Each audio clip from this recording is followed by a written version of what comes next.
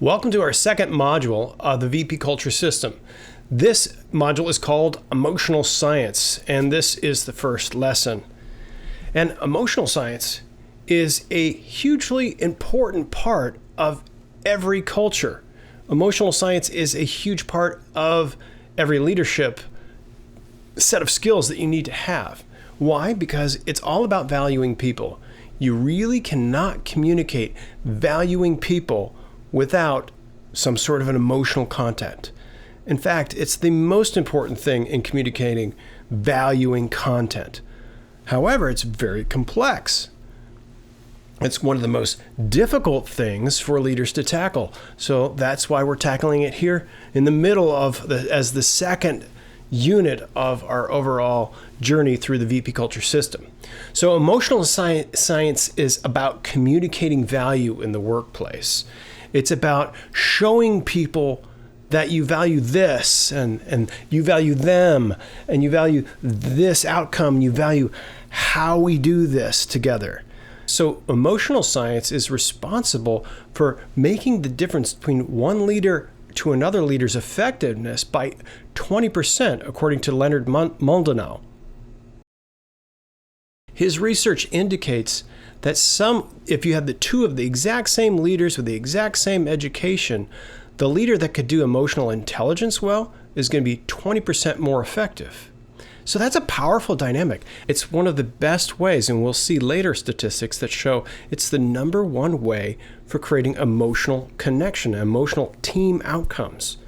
So personality science was the number one way for connecting between individuals. This is connecting within a whole team is the number one way to make an effective team. So that's why I've picked this particular unit to fall here.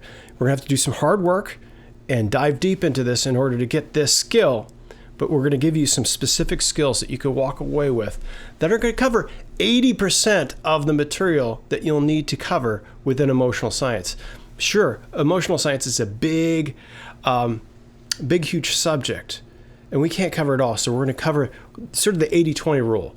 We're going to give you the skills that will get you 80% of the way through this difficult subject so that you can master this skill and come away as an effective, emotionally intelligent leader.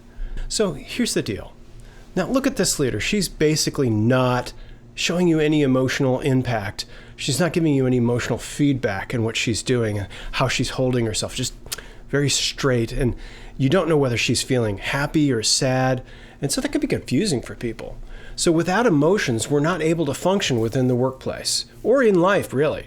So I'm going to show you another woman, and you could see what a difference an emotional expression and emotional communication makes in the way that she carries herself. So as you approach her, you're seeing her, but then she turns to you and engages with you emotionally. See what a difference that makes? Just having that difference in the way someone's face looks, it's tremendously different in the way things appear. It's tremendously different in the way that we engage with people. So it's critical that we learn these skills so that you can really engage with people, so that those people can in turn engage with each other. And when everyone on your team has these skills, it's a game changer completely. So that's why we're going to give you these skills, and not only give these skills to you as a leader, but give you vocabulary and specific techniques that you can bring into your culture so that you can broaden the discussion, and so that this becomes a way of conveying this throughout your organization.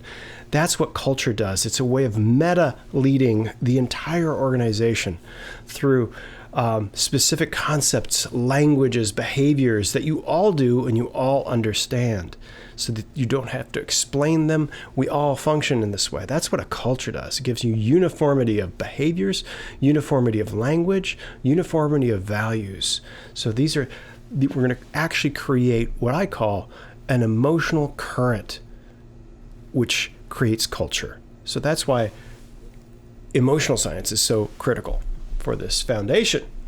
So emotion and motivation. So these are two words that we have within our English language, and they come from the Latin, and it says emotione, is how they say it in the Latin, and motive.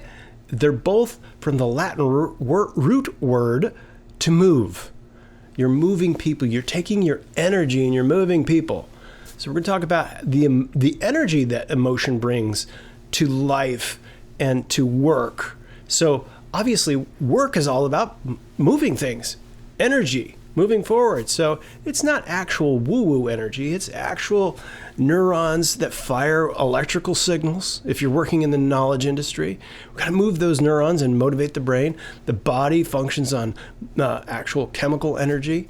So when you run out of that, you don't move. And our bodies are basically tuned to actually make us to move towards something or away from something. When something is emotionally positive, drawing us in, we engage with energy, we engage with joy and vigor and attention. And we focus on that and we move towards it. When something seems dangerous or emotionally negative, we move away or we try to push it away. We use our energy to keep it away. So you can see how emotions are the pivot point of whether we're going to move towards things with our energy in a positive way or move away or push it away with our energy, or maybe even shut down, which is what the majority of people do within the workplace. They just shut down. So, emotion and motivation. Now, emotion and values. So this is kind of critical as well. The very deepest things of what you believe and think are going to be controlled by values.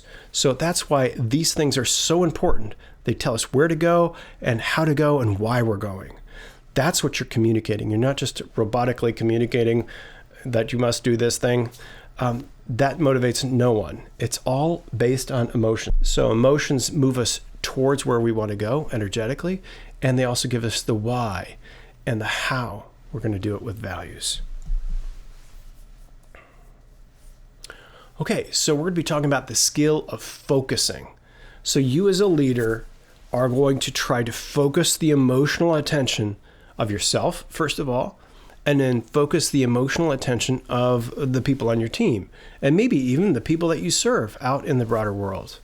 So it's about focusing. We're going to use this word focus a lot because it's critical to understand how the brain and the body works. We don't get to control this all like it's a mechanism. Emotions happen often autonomically within us. So we have to take a step back and have a focusing kind of attitude and behavior towards this. So I'm going to be using this term focus quite a bit. And we're going to be focusing on two different types of emotions. Reactive emotional focus. So something happens, you react. That's a very spontaneous autonomic response. You don't have a choice whether you're going to feel this or not. So the only choice is how you focus on it. So we'll talk about the subtlety of how to do that. And we all run into situations. I can't snap my fingers and tell you how to shut that off. In fact, you can't. So instead of focusing on how to turn that off, we're going to be focusing on how to take some perspective, to step back and have focus on our emotional situation. Something happened, we reacted. What does it mean? How do we handle that? How do we behave better in those situations? And then we're going to have a proactive emotional focus. So we want you to be able to create an emotional world proactively that people are going to be looking forward to with hope, with joy, with vigor, with peace, because you're looking further, you're looking beyond the reactive situation, you're creating an emotional situation intentionally. So how do you create intentional emotional environments? You focus on proactive emotions. You help people focus in a different way instead of just the here and now. Hey, let's take a broader look. So we'll dive into what that means and what those kinds of emotions are. Now we're going to look at the science. The science behind this is, let's start off with a metaphor. What's going on in the brain? And I always like to give you this because I've read a lot of self-help books. Some of them are just wishful thinking because they're written by people who have no idea. But there's been a revolution in neuroscience. So we kind of know exactly how our interactions with the world are affecting our brains and our minds. So it's very important. So we're going to look at the mind as a computer. Not a perfect analogy, but we're going to use it, all right? So emotions are like the power switch. Like if you don't have emotions, there's no energy behind what you're going to do. No physical energy. It really is a dynamic switch in your brain that lets you go, move towards, move away. That's why we saw those Latin words named after that, because it was describing what neuroscientists now know as a function of the brain. Move towards, move away. Use your energy this way, not that way. The computer monitor. So the emotional system is a feedback system that tells you what's going on in your body, in your environment, and how you should respond to it. Now, a lot of times it's autonomically triggered, means like your subconscious brain just figures out the situation and in a microsecond tells you where to go. Now, that system is very good for getting you out of the way of buses and cars and tragic things in the environment. But in our more knowledge-based social world, we have to kind of question that. But it is telling us something. It is always giving us information. So we need to be able to read the monitor well. And then the emotions are the programs we run. Now, what do we mean by that? That's the neurotransmitters, the hormones, the electrical signals that run in your body. You sense those as emotions. Your body gives you feedback and you go, oh, that feels like fear. That feels like excitement. And you have to be able to read the difference of those two. And we have this knowing within us as to what the emotional situation is. And so it's the programs we run. So you're sensing the chemicals that are flooding your body. Might be adrenaline. It might be something like GABA, which is a neurotransmitter that is calming. And it might be an excitatory neurotransmitter. And your body isn't saying, we're running a neurotransmitter that's going to be excitatory now. You just feel it. Your whole system gives you a sense of where you're going. So that's the picture. That's the metaphor of what emotions are doing within our systems, which is quite powerful. Now, there's this little place right behind your forehead that's called the ventral lateral prefrontal cortex. So all that means is this kind of core place right behind your forehead here is the core place where emotions from your subcortical systems, which is your limbic or emotional brain, communicates with your more rational brain to sort of sort things out and going, oh, this is what this means. Oh, I get what's going on. So it's that communication between these two. This is the focuser. So if we can get a control of the focuser, you can get control and manage and navigate your emotional landscape. Without this, you don't have focus and it becomes chaos. And you can't decide, you can't know, you can't make a direction. In fact, Antonio Damasio, who's a famous neuroscientist, had a patient called Elliot. And Elliot lost control of that area, the VLPLC, as we like to call it, the emotional connector. He lost control of that. And what happened to him? He wasn't able to make decisions at all. Why? Because he didn't have any more values. He didn't know, is it better for me to do this? Is it better for me to do that? He didn't know. He couldn't decide to get up in the morning. He couldn't decide what to eat. It nullified his existence as a human being. It was tragic. He had all of his rational facilities in place. He could do his engineering. He could do all his calculating. He could think through problems, but he couldn't decide what to do. He was paralyzed as a human being. So that shows us that it's not a rational brain that guides us through the world. It's this emotional brain. That's the one that's guiding our energy and our decision making. So it's critically powerful that every leader do this, or else you're not going to guide decision making. You're going to be a slave to other forces, other people who are more powerful at doing this emotional thing. So it plays a pivotal role in what you're doing in the emotional world. So studies have shown that 1/3 of managers can't do this, and 1/5 of all opportunities are missed because managers can't do this well. They're managing and not leading. To be a leader, you have to be a virtuoso of the emotional science. So Goldman's research, Daniel Goldman is sort of the father of emotional intelligence. And he says you have superior decision-making skills, skills in interpersonal relationships that you wouldn't have if you don't master the skills that we're going to be talking about in the emotional science realm. So this is a critical area. And I just want you to know that the major thinkers out there are agreeing here. They're saying, hey, Pay attention to this. This is big business here for you. This is business for life. This is a tool for you doing life, both in the workplace and outside of the workplace. These skills will apply to your life outside of the workplace and in the workplace.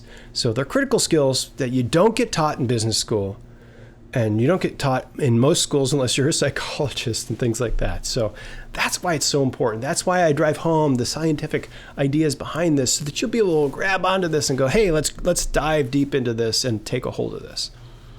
Now, a little bit of story time now. Every section, I try to use a story to help bring this down, because why? Stories are more emotional. They have content that's emotional. And so how do you do this with people that are on your team, with people that are in your life? One of the tools that I'm going to be teaching every time we go through these stories, you're going to be looking for this: motivational interviewing. What is motivational interviewing? You're looking at this acronym called OARS. So it's 4 different types of interactions with people that you're going to be keying in on. So open-ended questions are helping people to explore their concerns, promote collaboration. They're usually questions that start with what or how, and they don't elicit a yes or no. They elicit a long explanation. So you're trying to draw the person out. Affirmations are to support the persons, to point out their strengths, convey respect, like, oh, that's a good idea, go in that direction. Oh, it seems like you're strong. Oh, it seems like you like that. That's an affirmation. Reflections is to help someone to sort of question their ambivalence and question what's going on. Do you like this? Or it seems like you're not saying that you would want to go in this direction. It seems like you're saying that you would like to go in that direction. So you're kind of reflecting with the person so that they can, oftentimes that kind of, it seems like you're saying, will elicit, yes, I think I am. And they'll start talking some more about that. And then there's the summary that says, so it takes the broader perspective and goes, hey, it seems like you're saying that this and this and this will lead you to go towards this type of change. Am I right? Yeah, that's what I think it is. So these are tools that you'll see in these stories to help people change and move from ambivalence to change. If you as a leader just barge in and say, do this, don't do that, dumb idea, you're not going to motivate people. You have to elicit this proactively within them, within the person that you're talking with, to help them find where they want to go and how they want to go. The solutions that work for them, which is really important. So we're going to have our story, and it's going to talk about Joan and Beth. Hey, Beth, mind if we chat for a moment? Sure, Joan. What's up? Well, I've been thinking about our packaging process for the washing machines. You know, those little tweaks that could make a big difference. What do you think? Honestly, Joan, I'm not sure. It's just, everything feels like a whirlwind lately, and Eric, he's driving me nuts. Eric? The guy from the next station? What's going on there? Yeah, him. He's not even my supervisor, but he's constantly criticizing my work. It's like he's got a magnifying glass on me, and it's exhausting, you know? I dread coming in every morning. I hear you, Beth. Eric's intensity can be draining. Let's break this down. How does his constant criticism affect your day-to-day energy? Well, it's like carrying around a backpack full of rocks. I'm on edge all the time and second-guessing myself, and it spills over into my thoughts like, am I doing this right? Why can't I get it perfect? That's tough. Feeling scrutinized can really weigh us down. Let's explore this. What values are important to you in your work environment? What do you want to feel? Well, I value respect and collaboration. I want to feel supported, not constantly judged. Absolutely. So here's a thought. What if we focus on a small action that aligns with those values? Something that helps you cope with Eric's critiques without losing your sanity. Like what? How about this? Next time Eric offers feedback, pause, take a deep breath. Remind yourself that his criticism isn't about you, it's about him. Then choose how you respond. Maybe say, "Thanks for your input, Eric, I'll consider it." No need to carry those rocks around. That could work. And it's not confrontational. But what if it doesn't help? Good question. If it doesn't, let's revisit. Maybe we involve HR or explore ways to shield yourself from his negativity. And remember, you're not alone. I've got your back. Thanks, Joan. I appreciate that. Anytime, Beth. And hey, let's keep improving those washing machine packages together. One step at a time, right? Now we're going to be moving into our group questions. First question: what would it feel like if you suddenly lost all emotional feeling for your world and relationships? Everything around you is now robot and no one's giving you any emotions. What if all emotions left? What would that feel like? Talk about that with your group. Question number 2. What would it be like if all the people in your life turned into feelingless machines? So we're exploring what the loss of emotions would look like for you. Question number 3. Is there a character or a show you watch regularly with a character that you enjoy? Why do you like that character? And then question number 4. What positive experience did you have recently that was full of emotional content? Explore these questions with your group and use this as a tool to try to dive deeper into the world of emotional science. So that brings us to the end of the first lesson of emotional science. It's about valuing people. This whole VP culture system is about valuing people, and emotional science is going to help us to find the way to value people in a deeper way. So join me with the next lesson, lesson number 2, coming up next.